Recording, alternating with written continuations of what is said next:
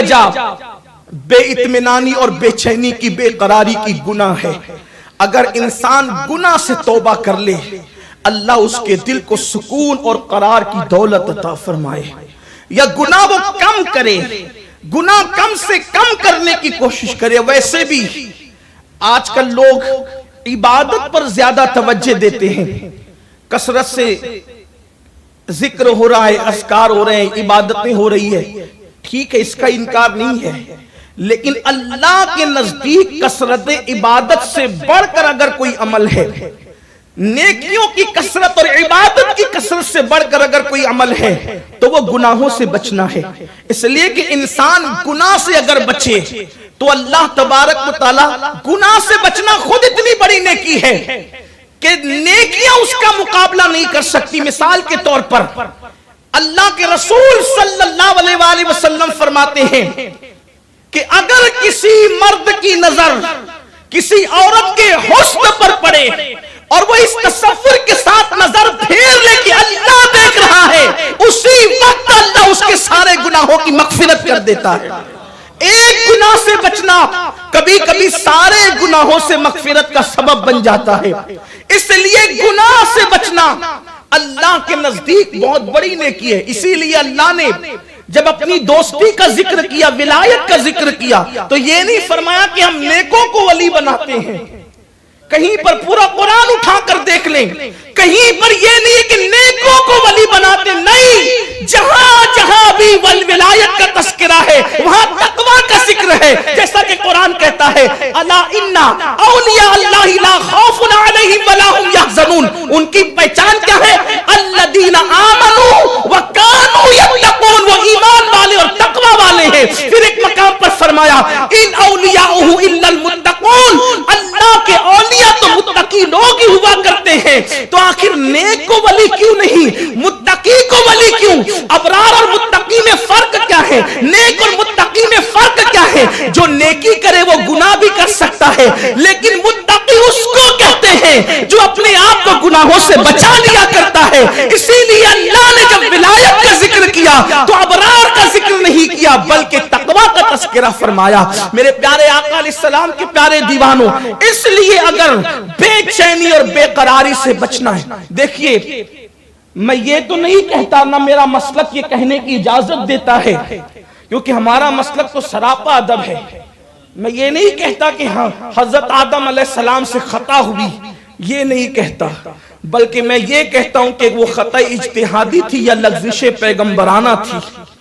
مگر حضرت آدم تھے کہاں؟ جنت میں، جنت میں تھے، اور لغزش پیغمبرانہ کی بنیاد پر جنت سے باہر کیے گئے تو حضرت آدم کو وحشت محسوس ہونے لگے، نبی کو وحشت، اللہ کے پیغمبر کو، نبی کو وحشت۔ آپ اندازہ کریں جب ابو البشر جو معصوم ہے اگر ایک لغزش پیغمبرانہ کرے تو ان کا دل بے چین ہو جائے اور بے قرار ہو جائے۔ نبی کا دل بے چین ہو گیا اور بے قرار ہو گیا، وجہ ایک لغزش پیغمبرانہ۔ جب لغزش پیغمبرانہ کی بنیاد پر دل بے چین ہو سکتا ہے تو جو قوم زنا کے اڈوں کو آباد کرے ان کے دلوں کو سکون کیسے مل سکتا ہے؟ جو قوم حرام لقمہ کھائے ان کے دلوں کو سکون کیسے مل سکتا ہے؟ جو قوم اپنی بیویوں پہ ظلم کرے ان کے دلوں کو سکون کیسے مل سکتا ہے؟ جو قوم کانوں میں ایئر فون لگا کر کے گانے سنے، کفریہ اور شرکیہ کلمات سنے، ان کو سکون کی دولت کیسے مل سکتی ہے؟ گناہ سے بچو، سکون کے متلاشیوں، گناہ سے بچو، اللہ دل کو سکون عطا فرمائے گا۔ پہلی چیز۔ دوسری چیز، سکون کیسے ملے تو قرآن کہتا ہے الا بذکر اللہ تطمئن القلوب، آگاہ ہو جاؤ، اللہ کے ذکر سے دلوں کو سکون ملتا ہے۔ اللہ کا ذکر دلوں کو سکون عطا کرتا ہے۔ اور ذکر کی 3 صورتیں ہیں، ہم ایک ہی صورت پر بھی الجھ گئے اور وہ بھی نہیں کر پاتے صحیح طور پہ، لیکن ذکر کی 3 قسمیں اور 3 صورتیں ہیں۔ ذکر باللسان، زبان سے کہنا سبحان اللہ، الحمدللہ، اللہ اکبر، جیسا کہ ہم کہتے بھی ہیں اور لوگ کرتے بھی ہیں۔ حالانکہ صوفیہ فرماتے ہیں کہ بعض ذاکرین ایسے ہیں یہاں میں توجہ چاہتا ہوں سب کی، تمام اہل ایمان کی، حاضرین محفل کی بھی اور جو غائب ہے ان کی بھی۔ صوفیاء فرماتے بعض اللہ کے ذکر کرنے والے ذاکرین ایسے ہیں کہ ذکر ان پر خود لعنت کرتا ہے اور ان کو غافلوں میں لکھا جاتا ہے۔ کیوں؟ اس لیے کہ وہ زبان سے اللہ اللہ تو کہہ رہے ہوتے ہیں مگر دل میں خدا کی یاد ہی نہیں ہوتی کہ وہ یاد کس کو کر رہے ہیں۔ اس لیے اللہ کے ذکر کا مطلب ہے یاد، اللہ کی یاد۔ تو جب زبان اللہ کہے تو دل میں بھی اللہ ہونا چاہیے، اور جب دل میں اللہ کی یاد بھی، غفلت کے ساتھ جو اللہ کو یاد کرے، جیسے کہ میرے آقا علیہ السلام فرماتے ہیں بعض قرآن پڑھنے والوں پر قرآن لعنت کرتا ہے کیونکہ وہ قرآن کی آیتیں تو پڑھتے ہیں لیکن وہ سمجھتے نہیں کہ وہ پڑھ کیا رہے ہیں۔ قرآن مقدس کا حق تو جس طرح قرآن کا یہ حق ہے اسی طرح ذکر کا حق یہ ہے۔ اور واللہ جو اللہ رب العزت کا نام لے اور دل میں بھی خدا کو یاد کرے پھر اس کی آنکھیں آنسوؤں سے تر ہو جاتی ہے، اور میرے آقا فرماتے ہیں جو تنہائی میں خدا کو یاد کر کے روتا ہے اللہ قیامت کے دن اس کو عرش کا سایہ عطا فرمائے گا۔ لیکن ہم تو غفلت کے ساتھ اللہ اللہ کہے جائے، کبھی کبھی طوطے کی طرح، کبھی کسی اور انداز میں۔ یاد رکھیے تو ذکر کی 3 قسمیں ہیں، ذکر باللسان، ذکر بالقلب، زبان سے ذکر کرنا، پھر دل میں بھی اللہ کو یاد کرنا، اور تیسری قسم ہے ذکر بالجوارح، اعضاء سے اللہ کا ذکر۔ یہاں ہم ناکام ہو گئے، یہاں ہم ناکام ہو گئے۔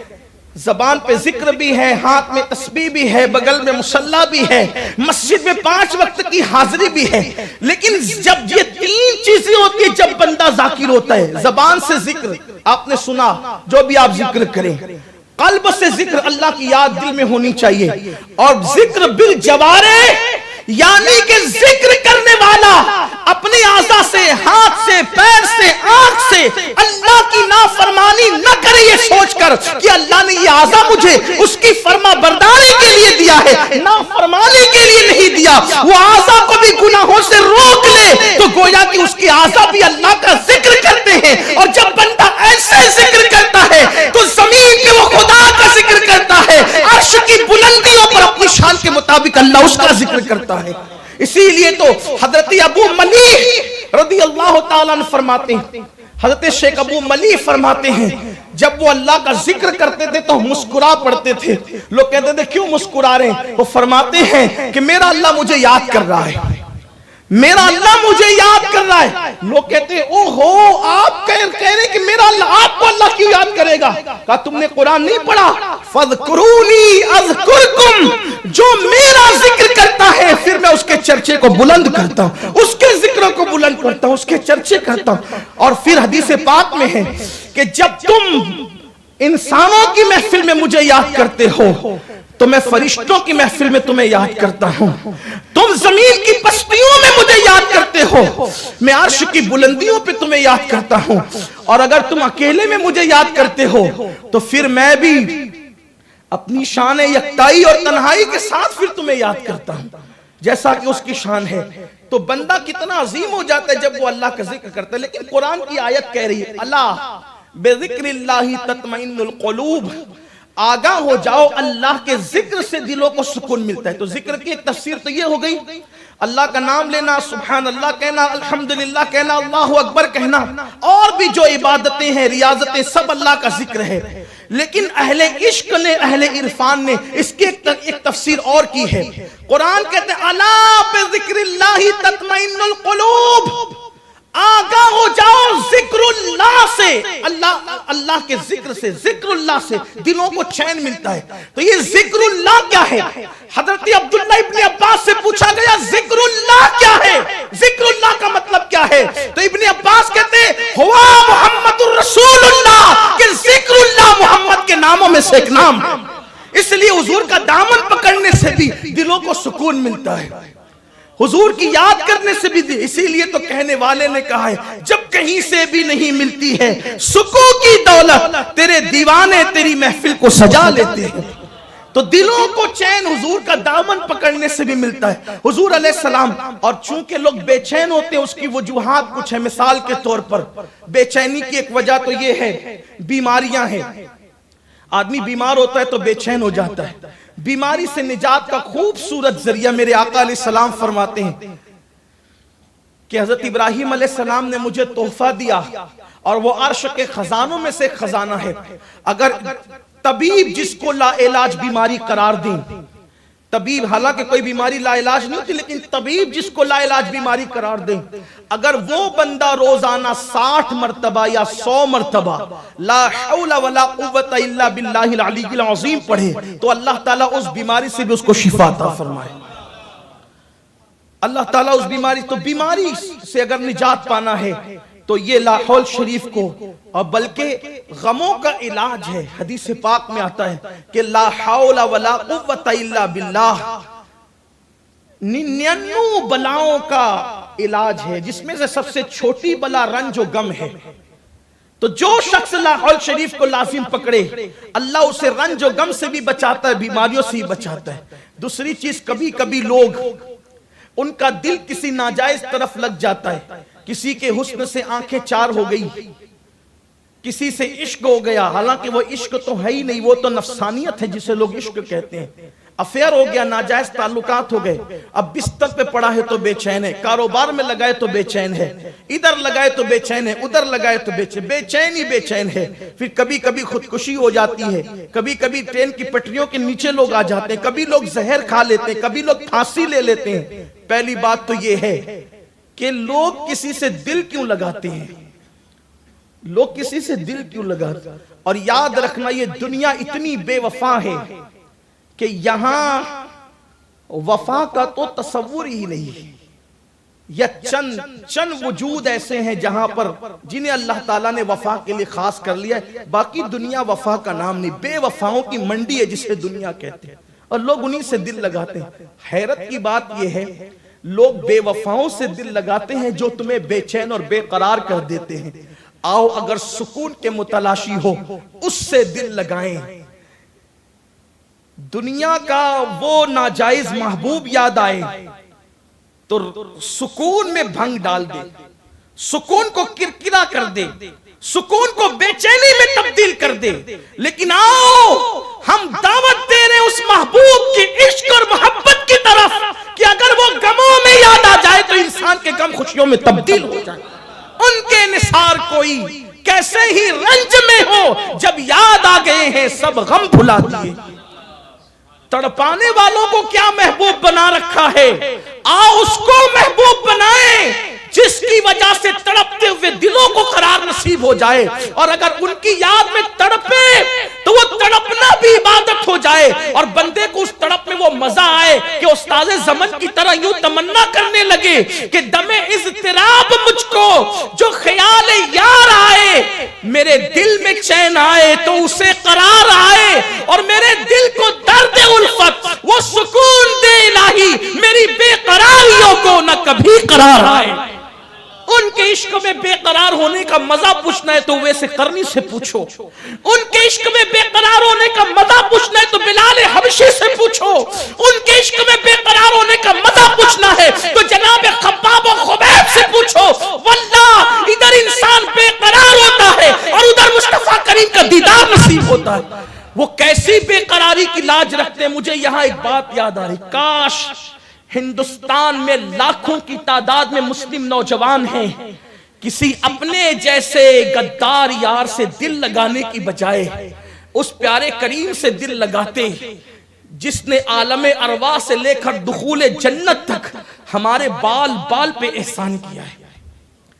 اور ان کا عشق دیکھو. دنیا کا یہ محبوب جسے ہم محبوب کہتے ہیں مصیبت میں چھوڑ کے بھاگ جاتا ہے، اور محبوب خدا مصیبت میں کام آتے، خوشیوں میں بھی مصیبت میں بھی. کورونا نے نہیں بتا دیا، کورونا نے، میرے ایک ساتھی میرے تحریک سنی دعوت اسلامی کے ہمارے ایک مبلغ نے مجھے بتایا کہ کورونا کے مریض کو غسل دینے کے لیے مبلغ صاحب پہنچے.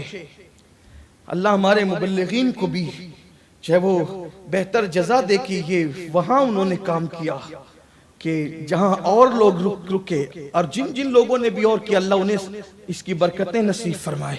تو جب ان کو غسل دینے لگے تو ان کا سگا بیٹا ان سے کہا ذرا آپ پانی ڈال دیں، میں نہلا رہا ہوں. کٹ وغیرہ پہن رکھی تھی ہاتھوں میں، جو ہے وہ ساری چیزیں، سارے انتظامات تھے، لیکن پھر بھی کہا بیٹے سے کہ آپ پانی ڈال دے، تو بیٹا کہتا میرے چھوٹے چھوٹے بچے ہیں نا مولانا، آپ ہی سب کر لیں۔ باپ کے وجود پہ جو پانی نہ ڈال سکا مرنے کے بعد، جب بیٹے کا یہ حال ہے تو غیروں کا کیا حال ہوگا۔ لیکن آؤ اس محبوب سے دل لگائیں، کاش لوگ سب کے ہو گئے ان کے ہو جاتے۔ لوگوں نے سب کے لیے رویا، لوگ ان کے لیے رو کر دیکھتے۔ لوگوں نے سب سے وفا کیا، لوگ ان سے وفا کر کے دیکھتے۔ جو جانے وفا ہے، شان وفا ہے، کانے وفا ہے، بلکہ وفا نے جس کے دروازے سے وفا کا درس لیا ہے وہ مصطفیٰ جان رحمت کی ذات ہے۔ ایک نام ہے، دیکھو آزادی کے مجاہدوں میں بہت بڑا نام ہے، سید کفایت علی کافی رحمت اللہ علیہ۔ آج ہمارے لیے یہ بھی المیہ ہے کہ جن لوگوں نے اصل آزادی کے لیے قربانیاں دی اور پھانسی کے پھندوں پہ لٹکے، آج ان کے نام ہی کہیں نہیں، اور جو چمچہ گیری کرنے میں لگے تھے لوگوں نے ان کو بہت بلند کر دیا۔ حضرت سید کفایت علی کافی مراد آباد کی جیل میں ان کو پھانسی دی جا رہی ہے۔ توجہ کرنا، اور جو لوگ اہل علم ہیں اور یہاں سے لے کے وہاں تک جو نظر نہیں آ رہے ہیں ان سے بھی میرا سوال ہے، اگر آدمی کتاب پڑھ رہا ہو اور بچے کا گر جائے اور اس کا سر پھٹ جائے، کتاب کے مضامین نظروں سے اوجھل ہو جاتے ہیں، دماغ سے اوجھل ہو جاتے ہیں، پڑھتے پڑھتے دماغ سے مضامین اوجھل ہو جاتے ہیں۔ اور اگر کوئی شاعر ہو جس کو اللہ نے کچھ لکھنے کی توفیق دی ہو، شاعر کے لیے خوشگوار ماحول چاہیے، پرسکون ماحول چاہیے، گل و بلبل کا ماحول چاہیے، بہاروں کا ماحول چاہیے، تنہائی چاہیے، یکسوئی چاہیے لکھنے کے لیے، تب وہ کچھ لکھتا ہے، تب دماغ میں کچھ آتا ہے۔ آپ جانتے ہیں اگر بیٹے کا سر پھٹ گیا، اس کو چوٹ آ گئی ہو، وہ قلم اور کاغذ اٹھا کے رکھ دے گا، یار ابھی آمد نہیں ہو سکتی، لیکن سنو عشق مصطفیٰ، ان سے دل لگانے والوں کو اللہ کیسا قرار عطا کرتا ہے۔ موت کی خبر سن کر بڑے بڑے پہلوانوں کے اوسان خطا ہو جاتے ہیں، لیکن عشق مصطفیٰ کتنا سکون عطا کرتا ہے، کتنا قرار عطا کرتا ہے۔ حضرت کافی مراد آبادی کو جب کہا گیا تمہیں پھانسی دی جائے گی، فتویٰ واپس لو ورنہ پھانسی دی جائے گی، کہا جان تو جانی فتوے کی آبرو جانے نہیں دوں گا، لیکن پھانسی دینا ہے تو دے دو۔ تو کہا کہ آخری خواہش بتاؤ، آخری خواہش کیا ہے؟ تو حضرت کافی مراد آبادی نے کہا تھا نبی کا نعت خواہ ہوں، اس لیے آخری جاتے جاتے بھی نبی کی نعت لکھنا چاہتا ہوں۔ جاتے جاتے بھی دیکھو، پھانسی کا پھندا دیکھ کر کوئی کیا شاعری کرے گا، لکھا ہوا کلام بھول جائے گا، لیکن یہاں کلام، نیا کلام لکھنے کی تمنا کی جا رہی ہے، اور کلام بھی ایسا لکھا کہ عشق اور ادب دونوں گلے ملتے نظر آتے ہیں۔ عشق بھی بلندیوں پر ہے اور ادب کا حال یہ ہے کہ آج تک بڑے سے بڑا ادیب بھی اس میں غلطی نہیں نکال سکا۔ کیا خوبصورت کلام لکھا ہے، اصل کی طرف لانا چاہتا ہوں، وہ سکون کیسا تھا، موت کی آئینے میں بھی موت کی سزا کا ذکر سننے کے بعد بھی سکون کیسا تھا کہ کلام لکھ رہے تھے، اور کلام میں حسن کیا تھا، کوئی گل باقی رہے گا نہ، کوئی گل باقی رہے گا نہ چمن رہ جائے گا، بس رسول اللہ کا دین حسن رہ جائے گا۔ یقین کتنا پختہ، عشق کیسا بول رہا ہے، کوئی گل باقی رہے گا نہ چمن رہ جائے گا، بس رسول اللہ کا دین حسن رہ جائے گا۔ اطلس و کم خواب کی پوشاک پہ نازا نہ ہو، اس تنے بے جان پر خاکی کفن رہ جائے گا۔ ہم سفیر و باغ میں ہیں، کوئی دم کا چہچہا، بلبلیں اڑ جائے گی، سونا چمن رہ جائے گا۔ جو پڑے گا صاحب لولا کے اوپر درود، آگ سے محفوظ اس کا تن بدن رہ جائے گا۔ شاہ نام شاہان زمان مٹ جائے گے اس دہر سے، نام شاہان جہاں مٹ جائے گے اس دہر سے، حشر تک نام و نشانے پنجتن رہ جائے گا، حشر تک نام و نشانے پنجتن رہ جائے گا۔ کہتے ہیں جو، اور کہتے ہیں کہ سب فنا ہو جائیں گے، سب فنا ہو جائیں گے، کافی وہ لیکن حشر تک، سب فنا ہو جائیں گے، کافی وہ لیکن حشر تک نعت حضرت کا زبانوں پر سخن رہ جائے گا۔ یہ نعت لکھی ہے تو انگریز افسر نے کہا یہ بڑا عاشق رسول اپنے آپ کو سمجھتا ہے، اس کے وجود پر استری پھیر دو، پھانسی سے پہلے استری پھیر دو۔ میں اپنی قوم کے ان جوانوں کو دعوت فکر دینا چاہتا ہوں، ہیرو ہیروئن کی جدائی کے مناظر کو دیکھ کر رونے والوں، عشق و محبت کی داستانوں میں الجھ کر نفسانیت کے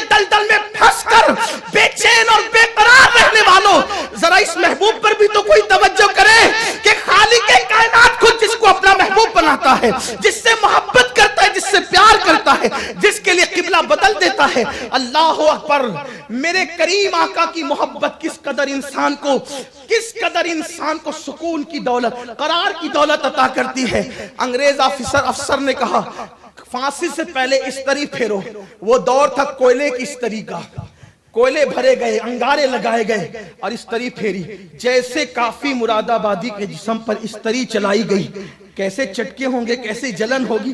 ادھر جسم پر استری پھر رہی تھی، ادھر بے حجاب اور بے نقاب عالم بیداری میں مصطفیٰ جان رحمت کا جلوہ نظر آ رہا تھا، سرکار کا دیدار ہو رہا تھا۔ کافی رو پڑے کہ یا رسول اللہ بہت دیر ہو گئی، اگر مجھے پہلے پتا چلتا کہ جسم پہ استری پھروانے کی وجہ سے آپ نظر آتے ہیں تو میں بہت پہلے یہ کام کر چکا ہوتا تاکہ دیدار یار سے اپنی آپ کو مشرف کر لیتا۔ یہ ہے حضور اکرم صلی اللہ علیہ وسلم کی شان کہ مصیبتوں میں وہ اس طریقے سے کام آتے ہیں، اس طریقے سے وہ مدد فرماتے ہیں اور اپنا جلوہ جہاں آرا بے نقاب کرتے ہیں۔ اور ان کا جلوہ تو ہے ہی ایسا کہ اللہ اکبر، حسن یوسف کو دیکھ کر اگر انگلیاں کٹ جائے تو درد نہیں ہوتا، تو حسن مصطفیٰ کو دیکھ کر اگر اس طریق پھرائی جائے تو پھر درد کا تصور کیسا ہے۔ بلکہ اللہ اکبر، حضور سیدی مفتی اعظم تو بڑے مزے میں کہتے کہ مریض عشق کا بیمار بھی کیا ہوتا ہے، جتنی کرتا ہے دوا درد سوا ہوتا ہے۔ اور امام اہل سنت کہتے جان ہے عشق مصطفیٰ، روز فضو کرے خدا، جس کو ہو درد کا مزہ نازے دوا اٹھائے کیوں۔ آخری بات تو اس لیے ان سے دل لگائیں۔ کبھی کبھی تنگ دستی ہوتی ہے، کاروباری اعتبار سے تنگی ہوتی ہے تو بھی لوگ پریشان ہوتے ہیں، بے قرار ہوتے ہیں۔ آئیے رزق کی تنگی کا سب سے بہترین علاج، سب سے آسان علاج، دین کو اپنی رزق میں ایک پارٹنر بناؤ۔ اپنی روزی میں، حلال روزی میں دین کو پارٹنر بناؤ۔ 2%، 3%، 5%، 10%، جتنی آپ کی نیت ہو، جتنا آپ چاہیں دین کو پارٹنر بنائیں۔ اتنا میں اپنے منافع سے ہر مہینے، ہر سال جو آپ کی تمنا ہو دین کے نام پہ خرچ کروں گا، غریبوں کی مدد کروں گا، بیواؤں کی مدد کروں گا، یتیموں کی مدد کروں گا، مسجد مدرسوں کی دین کی خدمت کروں گا۔ دین کو پارٹنر بنانے سے فائدہ کیا ہوگا؟ دیکھو، جب دو پارٹنر ہوتے ہیں، ایک کہتا ہے کہ محنت تیری اور نگرانی میری، پارٹنر دو ہوتے ہیں، ایک کہتا ہے محنت تیری نگرانی میری۔ دین کو پارٹنر بنا لوگے، محنت آپ کرو گے، نگرانی رسول اللہ کی طرف سے ہوگی، اللہ کی طرف سے ہوگی۔ اور جس کا نگہبان اللہ رسول ہو جائے پھر وہاں نقصان کا تصور کیسا۔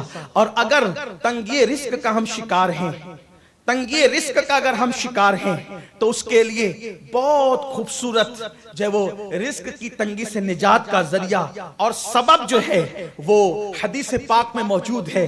ایک صحابی حضور اکرم صلی اللہ علیہ وآلہ وسلم کی بارگاہ میں حاضر ہوئے اور عرض کیا یا رسول اللہ صلی اللہ علیہ وآلہ وسلم، میں بہت تنگ دست ہوں اور تنگ دستی کی وجہ سے میں بہت پریشان ہوں۔ اللہ کے رسول علیہ السلام نے فرمایا اگر تنگ دستی سے نجات چاہتے ہو تو جب گھر میں جایا کرو تو گھر والوں کو سلام کرو، اور گھر والوں کو سلام کرنے کے بعد مجھے بھی سلام کرو، گھر والوں کو سلام کرنے کے بعد مجھے بھی سلام کرو۔ یہاں پر ملا علی قاری رحمت اللہ تعالیٰ علیہ کی وہ بات عرض کر دوں جو شفا شریف کی شرح میں، کتاب الشفا کی شرح میں ملا علی قاری نے لکھا ہے کہ مصطفیٰ جان رحمت کو جب اپنے گھر میں جاؤ تو سلام کرو، کیونکہ روح مصطفیٰ جان رحمت ہر مومن کے گھر میں موجود ہے۔ آپ غور فرمائیں، جن کی گھروں کے اندر مصطفیٰ جان رحمت کی روح موجود ہو ان کا دل کیسے گوارا کرتا ہے کہ جب وہ ٹی وی کے اسکرین پر وہ زنا کے مناظر دیکھیں، ان کی ہمت کیسے ہوتی ہے کہ وہ ٹی وی کے اسکرین پر کفریہ کلمات سنے۔ حضرت ملا علی قاری رحمت اللہ علیہ شفا کی شرح میں فرماتے ہیں حضور کی روح مومنوں کے گھروں میں موجود ہے، تو آقا فرماتے ہیں اپنے گھر والوں کو سلام کرو پھر مجھے سلام کرو، اور ایک مرتبہ قل هو اللہ شریف پڑھو، اللہ تعالیٰ تمہاری روزی کی تنگی دور فرما دے گا۔ صحابی کہتے ہیں کہ اللہ نے اس کے بعد مجھے اتنا نوازا کہ میں اپنے پڑوسیوں کا مددگار بن گیا۔ تو اس لیے روزی سے تنگی سے نجات کا ذریعہ یہ بھی ہے کہ انسان جو ہے وہ گھر میں داخل ہوتے وقت سلام کرے، درود شریف پڑھے اور ایک مرتبہ قل ہو اللہ شریف پڑھے، ہو سکے تو 3 مرتبہ پڑھ لیں، اس لیے کہ کوئی 3 بار قل ہو اللہ شریف پڑھنے کی برکت سے قرآن مقدس ختم کرنے کا ثواب ملتا ہے۔ اور پھر اس کے بعد کبھی کبھی بے چینی اور بے قراری گھر میں ناچاکیوں کی بنیاد پر بھی ہوتی ہے۔